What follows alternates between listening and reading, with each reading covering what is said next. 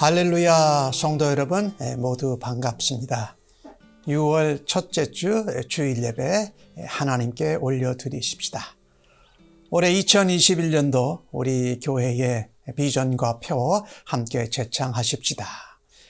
그리스도의 향기를 나타내자. 올해의 주제를 담은 찬양 너는 그리스도의 향기라 함께 찬송하심으로 예배 가운데로 하나님께로 나아가십시다.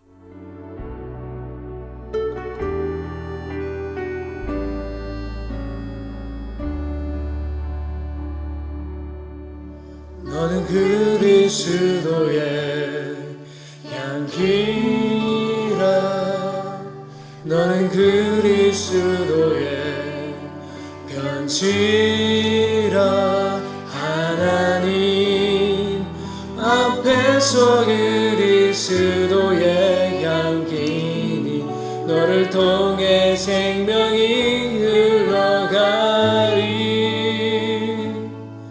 너를 통해 생명이 흘러가리 너는 그리스도의 향기라 너는 그리스도의 편지라 하나님 앞에서 그리스도의 향기니 너를 통해 사랑이 흘러가리 너를 통해 사랑이 흘러가리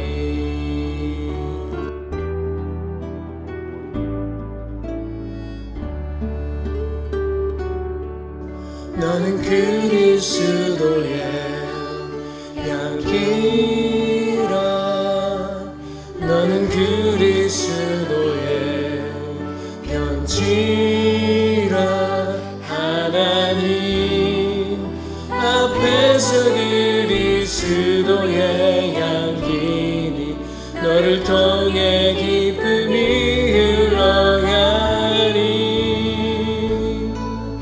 너를 통해 기쁨이 흘러가리 너를 통해 기쁨이 흘러가리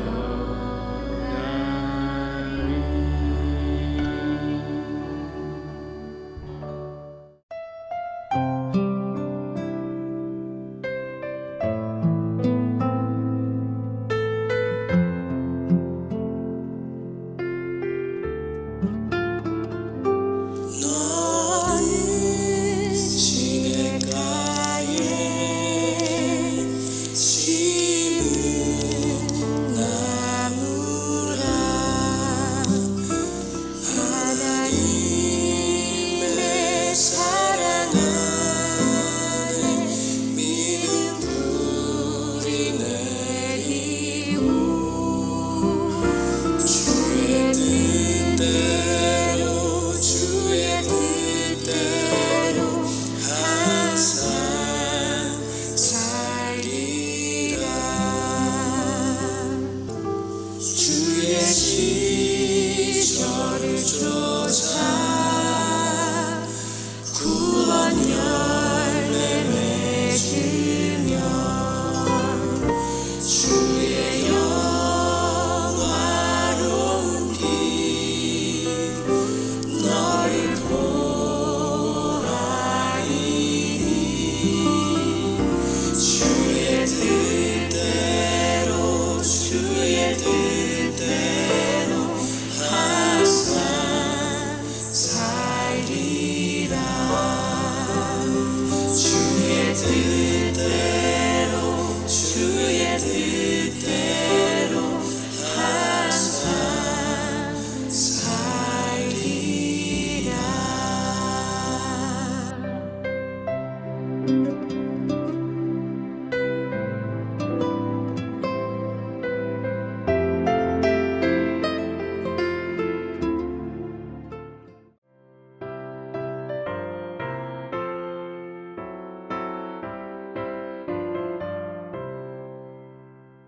주의 주신 사랑을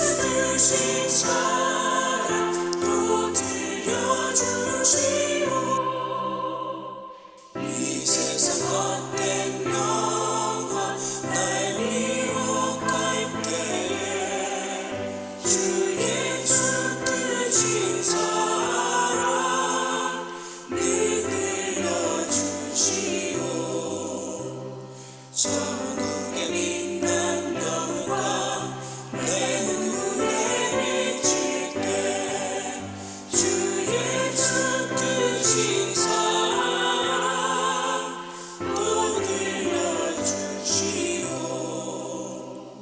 나 항상 듣던 말씀 나 항상 듣던 말씀 주 예수 크신 사랑 또 들려주시오.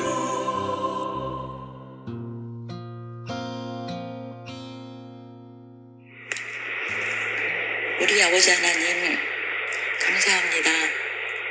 주님께서 사랑하는 샘물교회 성도님 하나님 앞에 그 이름에 합당한 예배와 영광과 찬양을 드리기 위해 모였습니다. 우리 자신을 돌아볼 때 실패하고 실수하고 넘어지고 거역하며 부끄러운 모습으로 이 자리에 모였습니다. 우리의 연약함과 우리의 험과 허물을 주님 앞에 고백하오니 다시 한번 예수 그리스도 보혈의 능력으로 깨끗게 하여 주셔서 저희가 거룩한 예수 그리스도를 옷 입고 하나님을 경배하고 예배하는 시간으로 축복하여 주시옵소서. 세상이 험합니다. 코로나 바이러스로 아직도 고생하고 고통당하는 그 땅의 사람들을 주님에 의탁합니다. 미얀마를 주님 손에 의탁합니다. 미국의 총재와 인종차별, 증오범죄 모든 사건들을 주님 앞에 의탁합니다. 하나님, 저희가 이 세상을 분별하고 세상을 위해서 기도하고 세상을 변화시킬 수 있는 우리의 빛과 소금의 역할을 맡은 자리에서 잘 감당하고 축복하여 주시옵시고 세상 권세자분들에게 빼앗겼던 그 모든 아름답고 선한 것들을 하나님께로 다시 탈취하여 가지고 오는 저희들로 이 세대를 축복하여 주옵소서. 우리의 자녀들이 정치, 경제, 사회, 문화 모든 세상에 돌아가는 원리와 이치가 하나님의 법도와 하나님의 질서를 회복할 수 있도록 하나님께 간구하며 기도합니다. 코로나 바이러스가 차츰 안정되면서 저희들의 정상 생활로 복귀하려고 합니다. 하나님, 저희들 깨닫고 하나님을 보여주시고 고치기를 원하는 것들을 놓치지 아니하고 새로운 질서 가운데 새롭게 하나님이 원하시는 방향으로 저의 삶과 저의 목적을 다시 한번 하나님 앞에 승복할 수 있도록 축복하여 주시옵소서.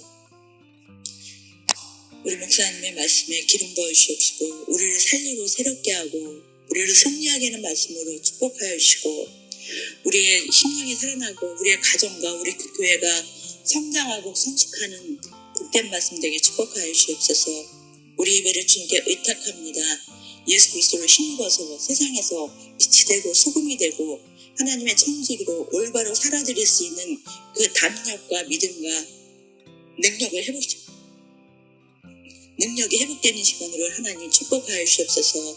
다시 한번 용서하시고 다시 한번 저희들을 예배의 자리로 불러주신 하나님께 참으로 감사하며 우리 구주 예수 그리스도의 이름으로 간절히 기도합니다. 아멘. 우리 모두 함께 주기도문을 하시겠습니다. 하늘에 계신 우리 아버지여, 이름이 거룩히 여김을 받으시오며 나라가 임하시오며 뜻이 하늘에서 이루어진 것 같이 땅에서도 이루어지이다. 오늘 우리에게 일용할 양식을 주시옵고 우리가 우리에게 죄 지은 자를 사하여 준 것 같이 우리 죄를 사하여 주시옵고 우리를 시험에 들게 하지 마시옵고 다만 악에서 구하시옵소서. 나라와 권세와 영광이 아버지께 영원히 있사옵나이다. 아멘. 나의 모습 나의 소유 주님 앞에 모두 드립니다.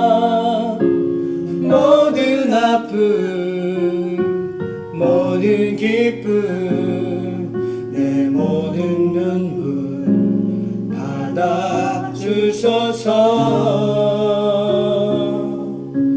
나의 생명을 드리니 주 영광 위하여 사용하옵소서. 내가 사는 날 동안에 주를 찬양하며 기쁨의 제물 되리. 나를 받아주소서.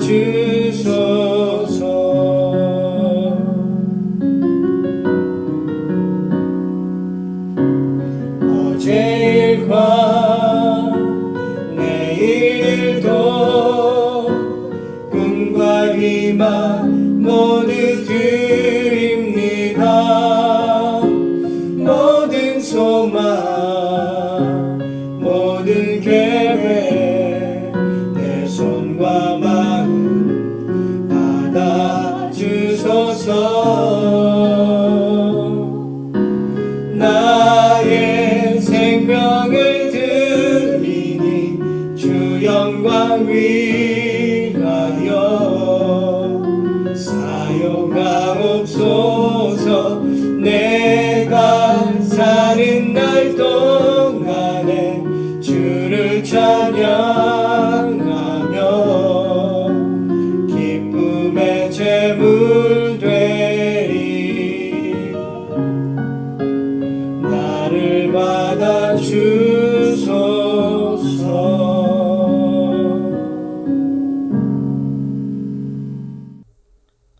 함께 기도하겠습니다.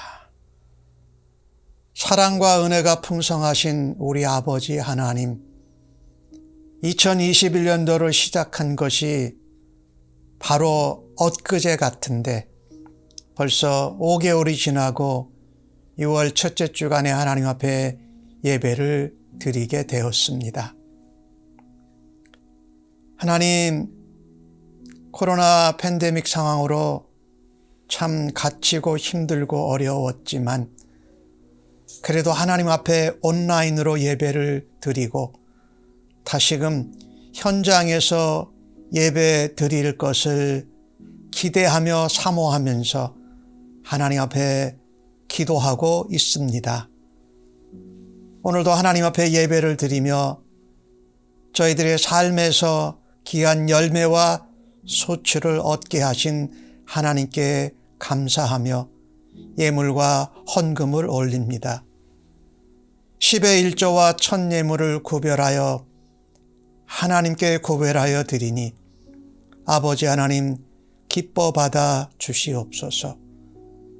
힘들고 지치고 어려운 순간 가운데에도 늘 우리의 삶 가운데 감사할 수 있는 일들을 발견하게 하시고 또 감사할 수 있는 믿음과 은혜를 저희들에게 주신 하나님을 찬양합니다.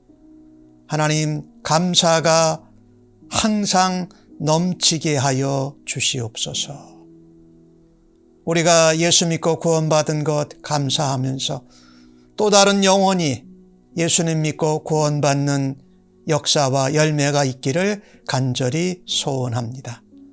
하나님 앞에 구제하면서 섬기고 또 복음을 전하기 위해서 선교의 예물로 하나님 앞에 올려드리오니 아버지 기뻐 받아 주시옵소서. 우리의 삶 가운데 막혀지고 또 굽어지고 또 잘못된 것에 매어져 있는 것을 하나님 풀어주시고 하나님 곧게 하여 주시고 하나님 응답하여 주시고 해결하여 주시옵소서. 하나님, 병으로 고생하는 성도들이 있습니다. 또 연세가 드셔서 힘이 빠지고 연로하신 어르신들이 있습니다. 또 성도님들 가운데 우리의 삶에 하나님이 간섭해 주셔야 할 것들을 하나님 앞에 아뢰며 믿음으로 하나님 손으로 풀어주시고 하나님 세워주시옵소서라고 하면서 하나님 앞에 작정하며 예물을 올려드립니다. 하나님 기뻐 받으시고 하나님의 권능의 손으로 역사하여 주시고 하나님의 은혜를 따라 믿음으로 주 앞에 간구할 때에 응답하여 주실 줄로 믿습니다. 주 앞에 예물을 드린 사랑하는 성도님들의 영혼과 저들의 자녀들과 가정과 섬기는 사업체와 일터와 직장과 학업의 현장이 하나님의 은혜 가운데 형통케 하여 주실 줄로 믿습니다. 예물이 쓰여지는 곳마다 하나님의 영광이 나타나게 하여 주옵소서.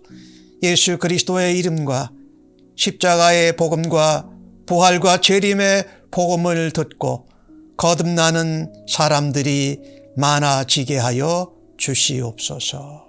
하나님 앞에 믿음으로 고백하며 구별되게 신실하게 주 앞에 드린 주의 백성들을 하나님 복 주시옵소서.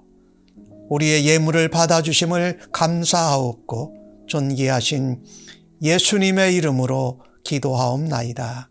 아멘.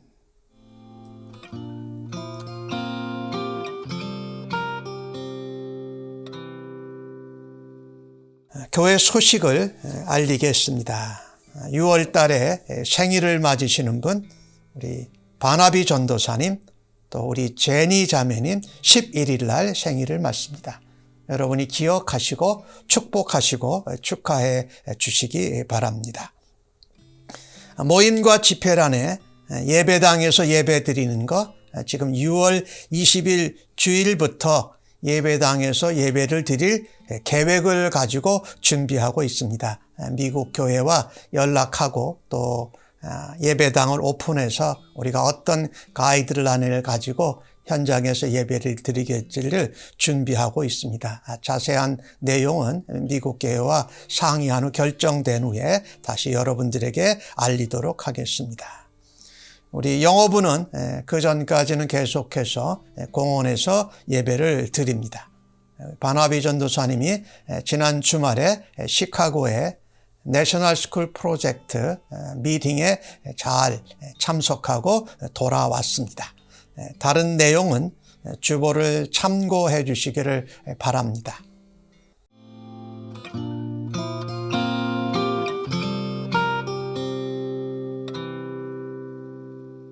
이제 오늘 저희들에게 주시는 하나님의 말씀을 함께 같이 받도록 하겠습니다.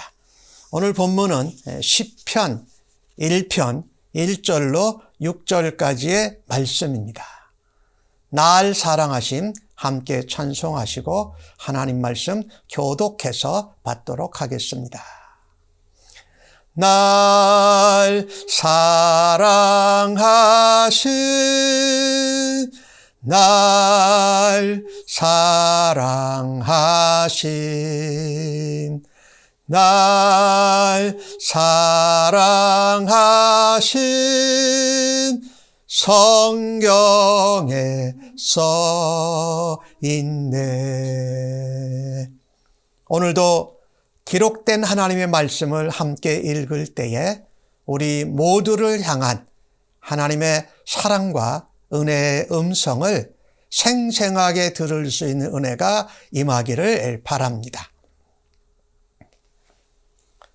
복 있는 사람은 악인들의 꾀를 따르지 아니하며 죄인들의 길에 서지 아니하며 오만한 자들의 자리에 앉지 아니하고 오직 여호와의 율법을 즐거워하여 그의 율법을 주야로 묵상하는도다.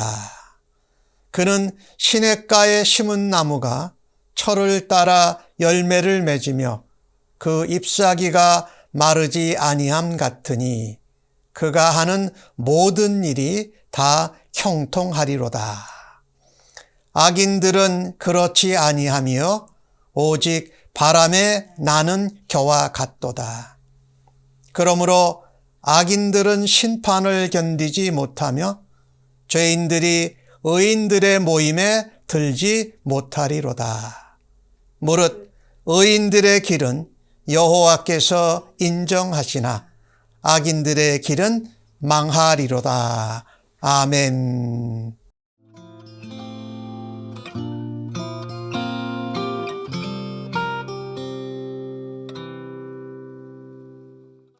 오늘 주신 본문의 말씀으로 복 있는 의인의 길이라는 제목으로 은혜를 나누기를 원합니다. 그동안 우리가 출애굽기의 말씀을 보아왔죠. 출애굽기 24장까지 하나님의 십계명을 받고 또 율법을 받고 언약식을 하는 데까지 보았습니다. 잠깐 시편의 말씀을 한 10편 정도 보고 다시 출애굽기 25장으로 돌아갑니다. 이 시편은 한마디로 짧게 얘기하면 찬양의 책입니다. 찬양이 주로 들어있지만 그 가운데는 비탄하는 내용도 있어요. 감사하는 내용도 있고요.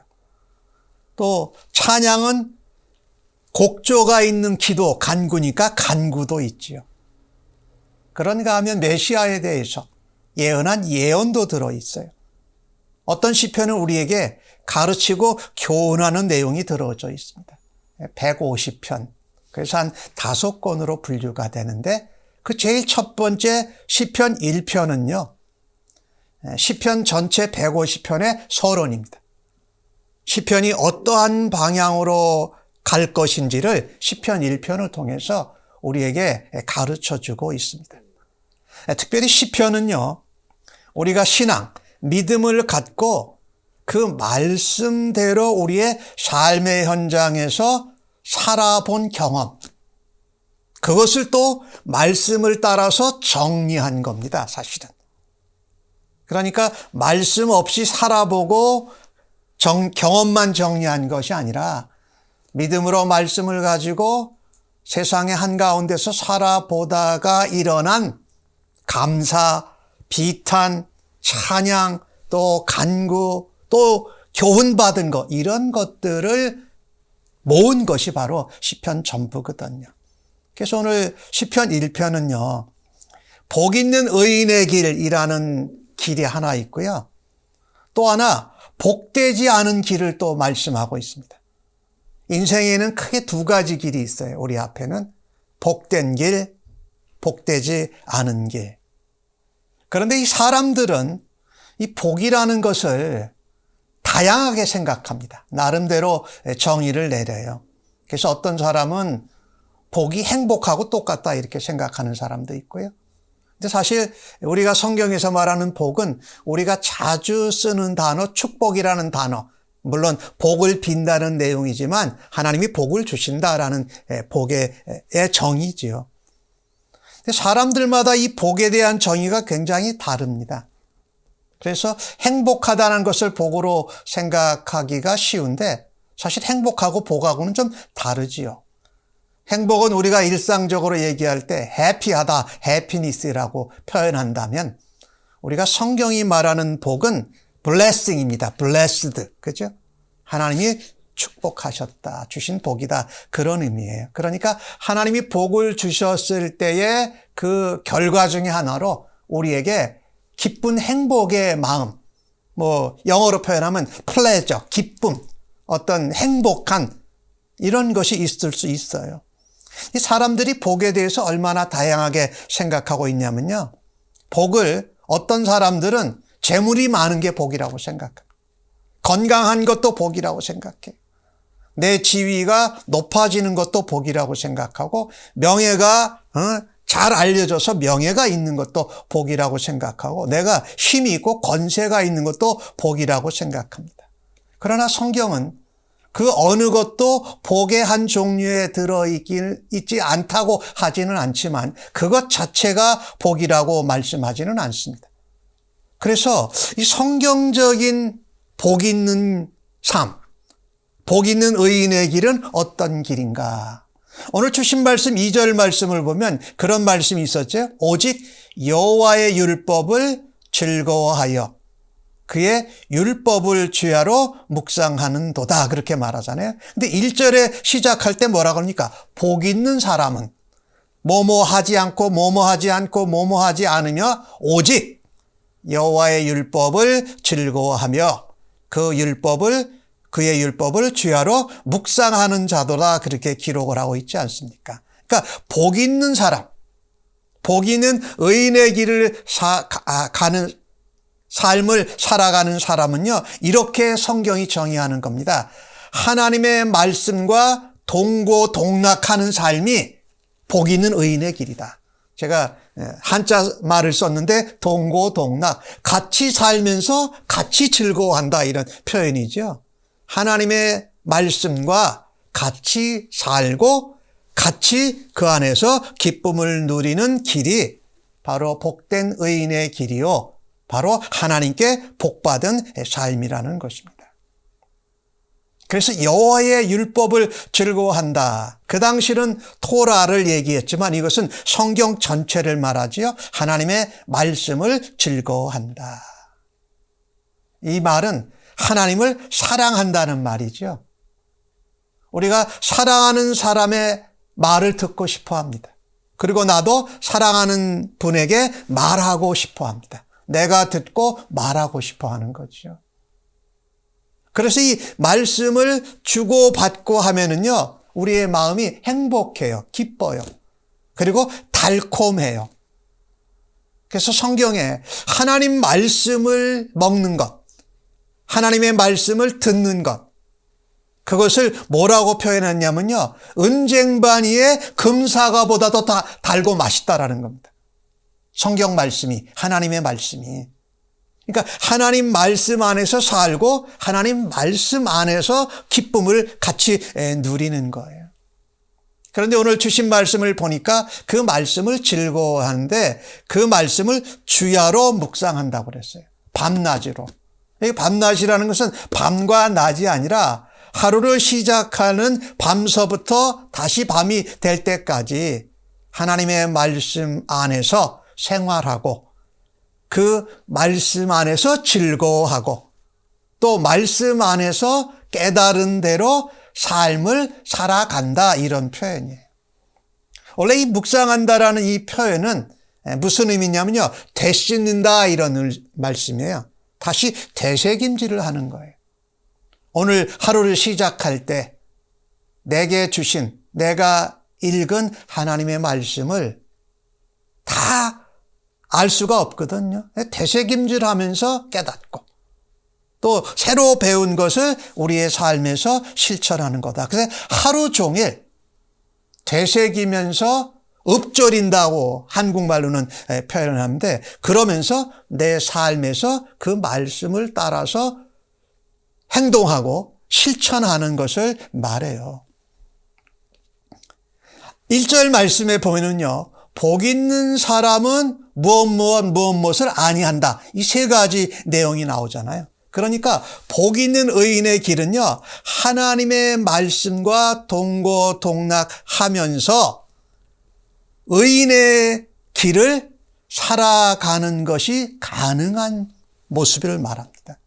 그러니까 하나님 말씀 없이 내가 이거 안 하려고 저거 안 하려고 이거 피해 보려고 하는 것이 아니라 하나님 말씀 안에서 동고동락하고 하나님 말씀을 되새김질하고 읊조리면서 살아가다 보니까 1절에 나오는 세 가지 모습을 하지 않게 된다라는 거예요. 1절에 뭐라고 말합니까? 악인들의 꾀를 따르지 아니하고 죄인들의 길에 서지 아니하며 오만한 자들의 자리에 앉지 아니하고라는 말을 하죠. 근데 이것은 하나님 말씀 안에 동고동락하면 먼저 악인들, 이 악인들은 뭐냐면 세상 사람들 말이에요. 하나님 말씀하고 하나님과 전혀 상관없는 사람들. 일반적인 세상의 사람들의 원리와 계략, 그들로 볼 때는, 하나님 입장에서 볼 때는 그게 잔꾀예요. 자기들은 지혜로운 것 같지만 어리석은, 그 세상 사람들이 다 쓰는 그 꾀를, 잔꾀를 따라가지 않는다라는 거예요. 거기에 유혹, 그게 더 나아 보이지 않는다라는 거예요. 왜? 내가 하나님 말씀 안에서 동고동락하고 그 말씀을 계속 되새김질하면서 읊조리면서 오늘 하루를 살아가고 있기 때문에 악한 사람들의 꾀가 내게 별로 유혹이 안 된다라는 거죠. 그 다음에 두 번째로 뭐라 그랬어요? 죄 짓는 사람들과 함께 서지 아니하고. 아까는 꾀를 이렇게 따라가는 거였어요. 이렇게 유혹에 쏠려가는 거죠. 두 번째는 그 꾀를 따라가면 세상의 잘못된 방법과 원리와 가치가 더 좋아 보여서 유혹이 돼서 따라가면 어떻게 되면 죄인들 가운데 내가 서 있게 되는 거예요. 죄를 짓는 자들 무리 가운데 함께 있게 된다는 거예요. 유혹에 따라서 갔는데, 꾀를 따라서 갔는데 어느덧 그것을 따라가다 보니까 죄를 짓는 무리들 가운데 내가 서 있는 거예요. 전혀 나도 의식하지 못하는 가운데. 그러니 보세요. 꾀를 따라갔더니 죄 짓는 자의 자리에 서서 있고, 그 다음에 세 번째가 뭡니까? 오만한 자, 교만한 자들의 자리에 앉지 아니하고. 그러니까 나도 모르게 그걸 따라가면 죄 짓고 교만하고 거만한 자들의 자리에 죽치고 앉게 되더라는 겁니다. 근데 하나님의 말씀을 내가 함께하고 동고동락하면서 되새김질하고 읊조리면서 살아가다 보면 뭐가 해결이 돼요? 내가 그 유혹의 꾀에 넘어가지 않아요. 그리고 죄 짓는 그 무리와 함께 내가 섞이지 않아요. 그리고 더 무서운 것은요, 남을 내려다보고 깔보고 비판하고 판단하고 얕잡아보는 교만한 자의 자리에 앉지 않게 된다는 거예요. 그러니까 우리가 이 복 있는 자로, 복 있는 의로운 백성으로 살아가는 것은요, 세상의 악한 꾀를 내가 따르지 않으려고 애를 쓰는 것이 아니에요.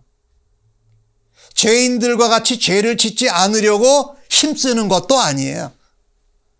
교만한 자리에 앉지 않으려고 바둥바둥 거리는 것이 아니라 하나님의 말씀과 동고동락하면 내가 그 말씀을 즐거워하고 그 말씀의 교훈을 따라서 내가 유혹이나 꾀에 쏠리지 아니하고 죄 짓는 자리에 서지 아니하고 교만한 자의 자리에 앉지 아니하게 된다. 그러니까 하나님 말씀과 동고동락하는 삶을 사는 복되고 의인의 길을 가는 사람은 이런 세 가지 문제들이 완전히는 아니지만 거의 다 자동적으로 자연스럽게 해결이 되어진다라고 말씀하고 있는 것입니다. 중요한 것이 이거예요. 내가 악인들의 꾀를 따라가지 아니하고 죄를 짓지 아니하려고 교만한 자의 자리에 앉지 않으려고 힘쓰는 것이 아니라 그것보다 더 복된 길, 의인의 삶은 하나님의 말씀과 동고동락함으로 꽤 세상의 계략이 내게 유혹이 되지 않도록 하나님 말씀이 나를 인도하시고, 내가 죄를 지으려는 자리에 있을 때 하나님 말씀을 따라서 죄를 짓지 않을 수 있도록 하시고, 내가 오만하고 거만한 자리에 앉고 싶어 하는 때에 하나님의 말씀이 하나님의 말씀 앞에 겸손히 무릎 꿇게 하는 일을 하신다고 말씀하고 있는 것입니다. 예, 그래서요, 복되고 의로운 길, 의인의 삶은요, 하나님의 말씀과 동고동락하는 삶입니다. 나는 나 자신을 바라다 보면서 내가 의인으로, 신자로, 구원받은 백성으로 복된 길을 걸으며 살아가고 있는가 한번 다시 물어보고 확인해 봐야 됩니다. 내가 교회에 다니고 예배를 드리고 성경 공부를 하니까 나는 괜찮다고 생각하지 말아야 합니다. 그 정도가 아니라는 거예요. 매일 하나님의 말씀을 읽고 묵상하면서 내 하루의 삶 가운데 실천하고 적용하면서 살아야 내가 복된 의로운 백성의 의인의 길을 갈 수 있다고 성경이 말하고 있습니다. 여러분, 어느 분이 남편과 함께 오리 사냥을 갔어요. 오리 사냥을 갔는데 이 남편이 미끼를 놓는데 오리를 2마리를 놓는 거예요. 그래서 부인이 이상해서 물어봤어요. 아니, 왜 오리를 잡으면 미끼 오리를 왜 2마리를 놓느냐? 그랬더니 남편의 설명이 이래요. 오리의 두 종류가 있다는 거예요. 한 종류의 오리는 물가오리라는 거예요. 물가에서 먹이를 이렇게 찾아요. 또 다른 한 종류의 오리는 잠수 오리가 있다는 거예요. 그래서 물가에서 먹이를 찾는 것이 아니라 물속으로 이렇게 잠수해가지고 50cm 이상 또 들어가서 먹이를 찾아오는 그런 잠수 오리가 있다는 거예요. 그러니까 오리 미끼 그 두 개를 다 놓으라고 부인한테 얘기를 한 거예요. 부인이 그거를 놓으면서 이런 생각이 문득 들었던 거예요. 아, 나는 혹시 내가 신앙생활을 하면서 하나님 말씀과 동고동락하면서 살아야 되는데 이 하나님의 말씀을 듣는데도 두 가지 부류의 사람들이 있겠구나라고 생각을 했다는 거예요. 물가오리처럼 일주일에 한 번 예배를 드리고 만족하는 사람. 반면에 잠수오리 같이 말씀 속에 있는 그 은혜와 그 기쁨을 또 진리를 얻기 위해서 물속으로 잠수하는 것 같이 깊이 들어가서 하나님 말씀을 묵상하고 또 되새김질하고 또 하나님 말씀 공부를 하면서 그것을 실천하려고 하는 교인들이, 성도들이 있겠구나. 그러면서 그 부인이 자신에게 그것을 적용해 봤어요. 아, 나는 그동안 물가 오리 같은 신앙생활을 했구나 라고 했다라는 거예요. 여러분, 하나님의 말씀은요, 우리 그 물가 표면에서만 우리가 먹고 끝날 것이 아니라 잠수해서 깊이 들어가서 하나님 말씀의 놀라운 맛을 즐기고 또 하나님 말씀 안에서 기쁨을 누리는 잠수오리와 같은 성도들로 하나님 말씀에 늘 동고동락하시는 성도님들 되시기를 예수님의 이름으로 간절히 축복합니다. 두 번째로 오늘 복 있는 의인의 길은 또 어떤 길인가? 오늘 주신 말씀 3절 말씀을 보십시다. 3절 말씀을 보니까 뭐라고 했습니까? 그는 시냇가에 심은 나무가 철을 따라 열매를 맺으며 그 잎사귀가 마르지 아니함과 같으니 그가 하는 모든 일이 다 형통하리로다. 얼마나 좋은 말씀인지 모르겠어요. 시냇가에 심긴 나무처럼 잎사귀가 살아있고 열매가 맺고 하는 모든 일이 다 형통한다. 하지만 이 말씀이 우리에게 이렇게 참 좋지요. 시편 1편의 말씀, 시편 24편의 말씀은 참 좋아하는, 많은 사람들이 좋아하는 시편인데 그 내용을 우리가 좀 더 정확하게 알 필요가 있습니다. 복된 의인의 길은요, 구원과 영생 안에서 생명의 열매를 맺는 삶입니다. 생명의 열매를 맺는 삶이다. 오늘 주신 말씀에 시냇가에 심겨진 나무라고 했는데 여기 심겨졌다라는 거는 원어에도 그것이 수동태로 되어 있습니다. 누가 갖다 거기다가 우리를 심어 놓은 겁니다. 시냇가에. 하나님의 은혜로 우리가 예수님을 믿고 나면 시냇가에 심겨지게 되는 거예요. 하나님의 은혜로. 내가 시냇가를 찾아간 것이 아니라 시냇가에 우리를 심겨주신 분이 바로 은혜의 하나님이시라는 거예요. 근데 사실 여러분, 우리가 이 시편 1편을 보면서 우리가 알면 좋은 내용이 있습니다. 이스라엘은요, 그 팔레스타인 이스라엘 땅에는요, 1년 내내 흐르는 시내가 4-5개밖에 없습니다. 사실은. 그 중에 제일 이제 끊임없이 흐르는 게 요단강이에요. 그리고 한 4개 정도의 시내밖에 없어요. 그리고 나머지는 다 우기에는 시내가 흘렀다가 건기가 되면 다 건천이 되어버리는 그런 시냇가예요.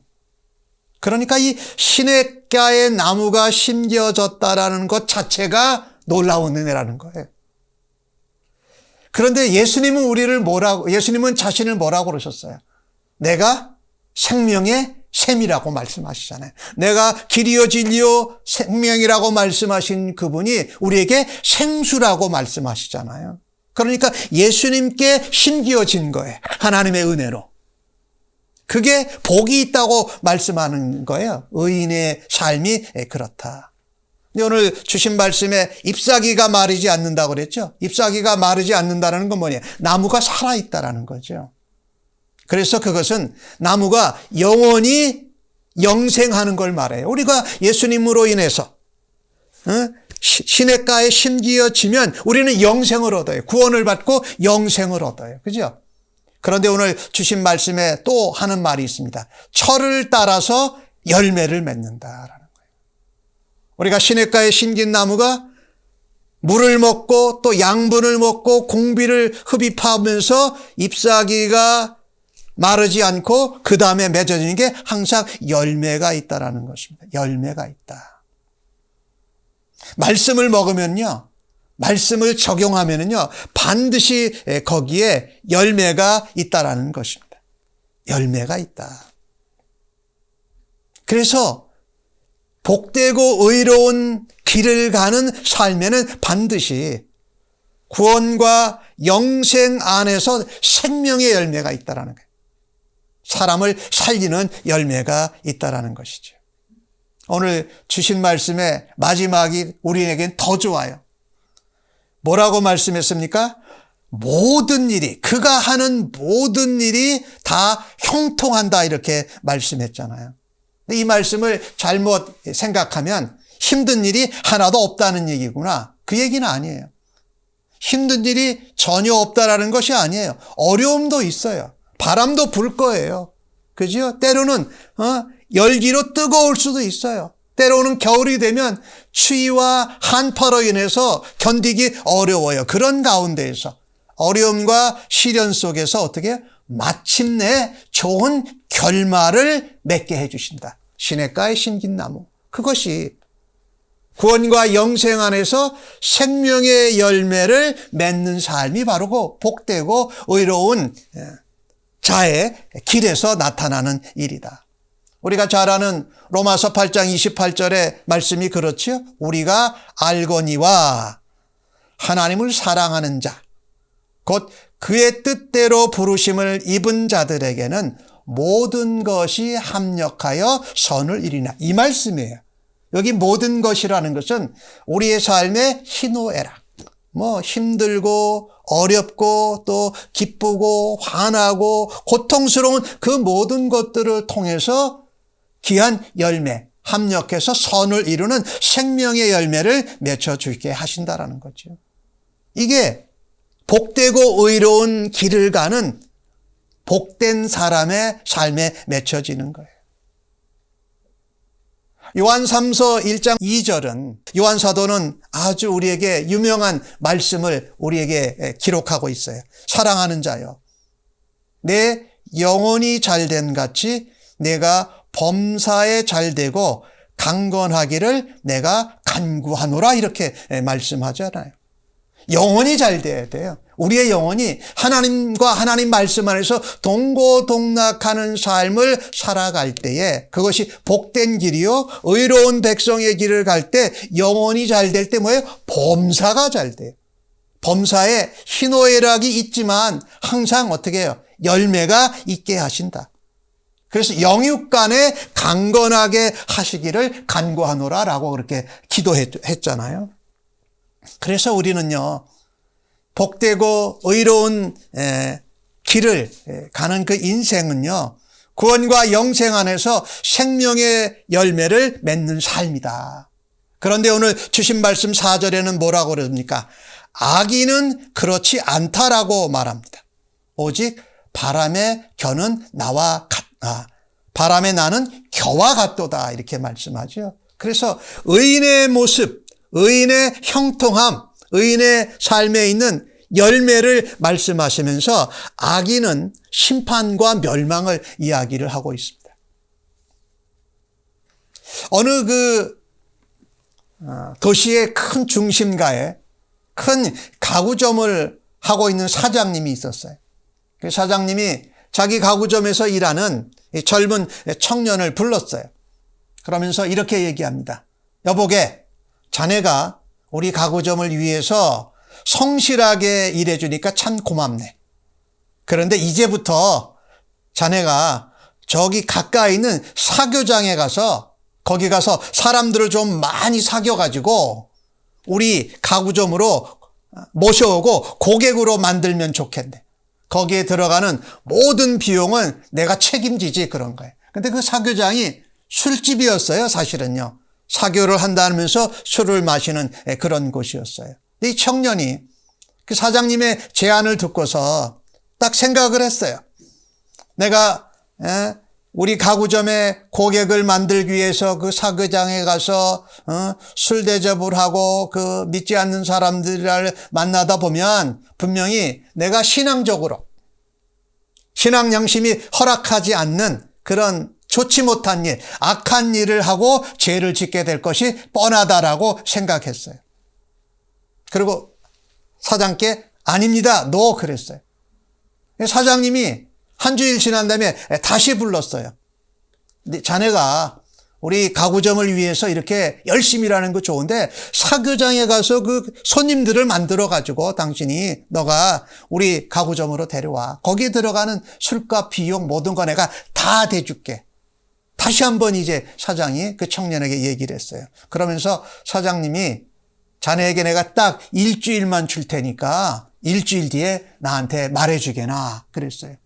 청년이 사장님, 그거 결정하는데 일주일까지 시간 주실 필요가 없습니다. 저는 지금 당장 결정하겠습니다. 그리스도인으로서 내가 가구점에 손님들을 유치하기 위해서 그와 같이 나의 신앙 양심에 맞지 않는, 그리고 죄를 지을 수 있는 그런 일을 하는 것을 하지 않겠습니다. 저는 지금 사표를 내겠습니다 하고 사표를 던졌어요. 그리고 그 청년은 사표 내고 이제 그 가구점은 계속 운영이 되었죠.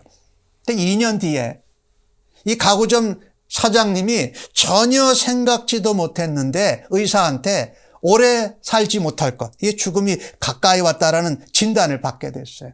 그래서 사장 부인이 이제 당신이 세상을 마감하게 되니까 목사님을 불러 모셔올까요? 그랬더니 이 사장이 아니 목사님 모셔오지 말고 그 몇 년 전에 내가 데리고 이 가구점에서 일했던 그 베이커라는 청년을 좀 불러주시오, 그런 거예요. 그 사람이 그리스도이니까 그 사장이 나를 위해서 기도해달라. 그 청년이 기도를 이제 사장님을 위해서 하다가 암만 해도 이 사장님에게 그리스도의 복음을 전해야 될 것 같아요. 그래서 복음을 전하고 구원을 초청했어요. 구원에 초청을 했더니 이 사장님이 그 청년의 구원의 초청을 받아들였어요. 그러고선 그 청년에게 사장이 하는 말입니다. 내가 이제 삶을 오래 살지 못하게 돼서 이 가구점을 운영해야 되는데 이 가구점 회사의 운영권을 자네에게 넘겨준대.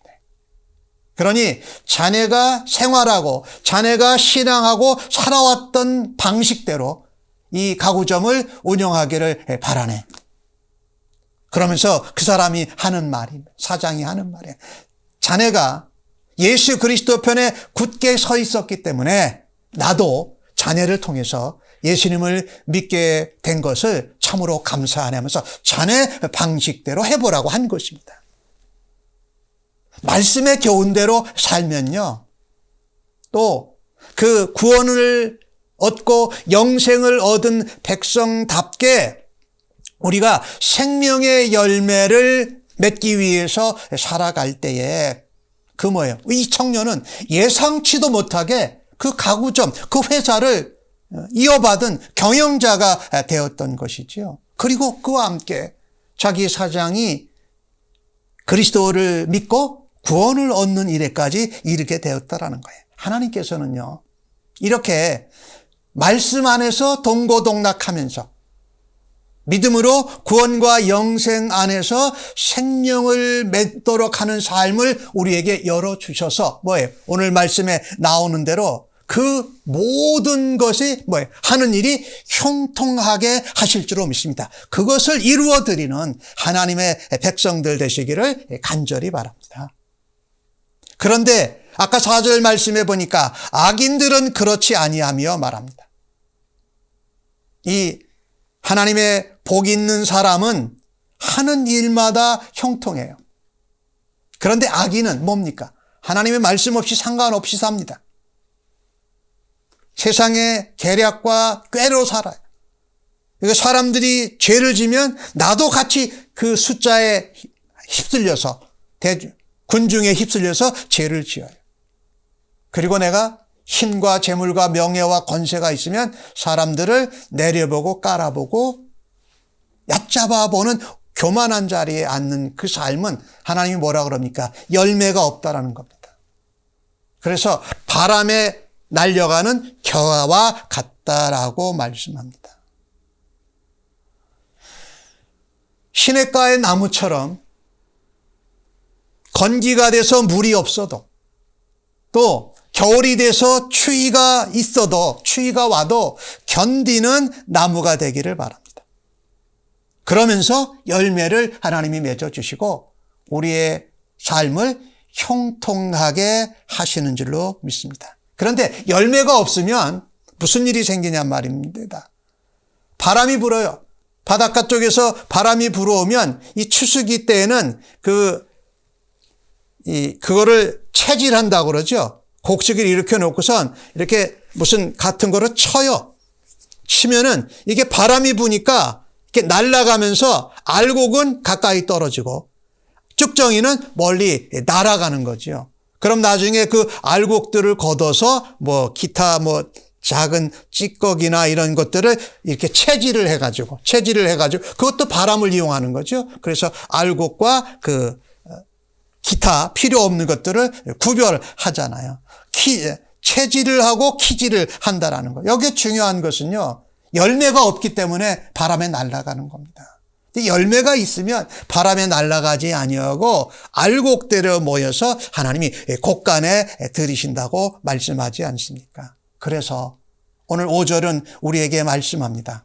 악인들은 심판을 견디지 못하고 죄인들이 의인의 모임에 들지 못한다고 말씀하고 있습니다. 우리가 열매가 없으면요, 우리는요, 쭉정이와 같이 돼서 바람에 날아가게 돼요. 그것은 멸망과 심판이라고 말씀하고 있고, 죄인이나 악인이 복된 의인의 회중에 모임에 낄 수가 없다라고 말씀하고 있습니다. 오늘 이 본문을 보면서요, 하나님, 나는 교회 다니고 있는데 나는 열매가 있습니까? 아니면 열매가 없는 가운데 신앙생활을 하고 있습니까? 한번 우리가 돌아보아야 할 것입니다. 열매가 없다면 시냇가에 심긴 나무로 하나님 말씀과 동고동락하면서 우리의 생수가 되신 예수님의 옆에서 잎사귀가 마르지 않고 열매를 맺는 은혜가 있기를 바랍니다라고 다시 한번 하나님 앞에 구할 수 있는 여러분과 저가 되어지기를 간절히 바랍니다. 예, 복되고 의로운 길, 그 삶은요, 하나님의 말씀과 동고동락하는 삶이며 구원과 영생 안에서 생명의 열매를 맺는 삶입니다. 오늘 시편 1편 마지막 절에 6절은 그것을 뭐라고 말합니까? 무릇 의인의 길은 여호와께서 인정하시나 악인들의 길은 망하리로다 하잖아요. 그러니까 하나님의 말씀과 동고동락하고 하나님 구원과 영생 안에서 생명의 열매를 맺는 삶을 인정하시는 분이 하나님이시라는 겁니다. 즉 하나님께 인정받는 삶을 살아야 한다라는 거예요. 사람들이 칭찬해주고 사람들이 인정하는 것에 헷가닥 넘어가지 말고 내가 하나님의 말씀과 동고동락하면서 열매를 맺는 삶을 살고 있구나라고 하면 하나님의 인정하는 기준을 따라서 우리가 복되고 의로운 의인으로서의 삶을 살아가기를 간절히 바랍니다. 시편 119편 105절은 우리에게 이같이 말씀합니다. 주의 말씀은 내 발의 등이요 내 길의 빛이니이다. 그러니까 우리가 말씀이신 예수님과 동행하는 것, 또 예수님을 통해서 우리의 삶에 생명의 열매가 있게 하시는 복되고 의로운 길을 가셔서 하나님께 영광이 되는 삶을 살아드리시기를 예수님의 이름으로 간절히 축복합니다. 아멘. 기도하겠습니다. 하나님, 오늘 주신 말씀을 보면서 우리의 부족함을 먼저 하나님 앞에 고백하며 회개합니다. 늘 하나님 말씀으로 하루를 시작하고 그 말씀 가운데 동고동락하면서 하루를 지내며 하루를 마감할 때 또한 말씀으로 정리할 수 있는데 참으로 부족했습니다. 우리의 경험을 통해서 하나님을 알아가려고 했던 어리석음을 용서해 주옵소서. 하나님 말씀과 함께 동행하며 하루의 삶에 적용하면서 다시금 하나님 말씀으로 비추어서 하루의 삶을 정리할 수 있는 인생들 되게 하여 주옵소서. 오늘 주신 말씀처럼 구원과 영생 안에서 생명의 열매를 또 하나님이 형통케 하시는 그 은혜를 경험하기를 간절히 소원합니다. 코로나 팬데믹 상황 가운데에서 참 집에 갇혀 있고 많은 활동을 못했을 때에도 우리 주님과 하나님과 말씀과 얼마나 동행하며 살았는지를 다시 한번 되돌아볼 때에 부족했던 저희들의 모습을 하나님 앞에 회개하며 용서를 구하며 다시금 하나님 말씀으로 동고동락하는 복되고 의로운 인생들 모두 다 되게 하여 주시옵소서. 감사하옵고 예수님의 이름으로 기도하옵나이다. 아멘.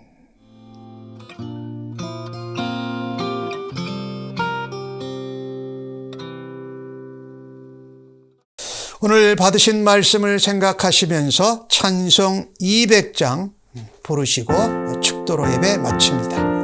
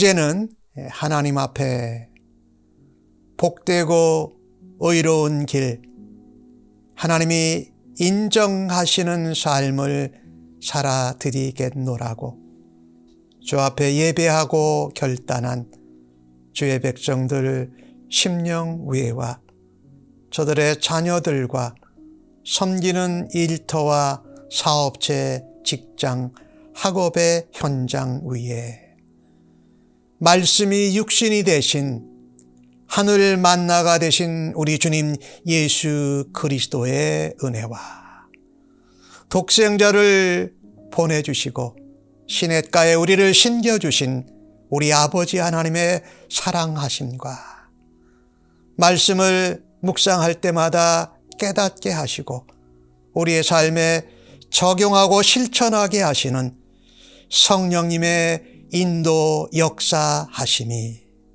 이제로부터 영원토록 함께 계실지어다. 아멘.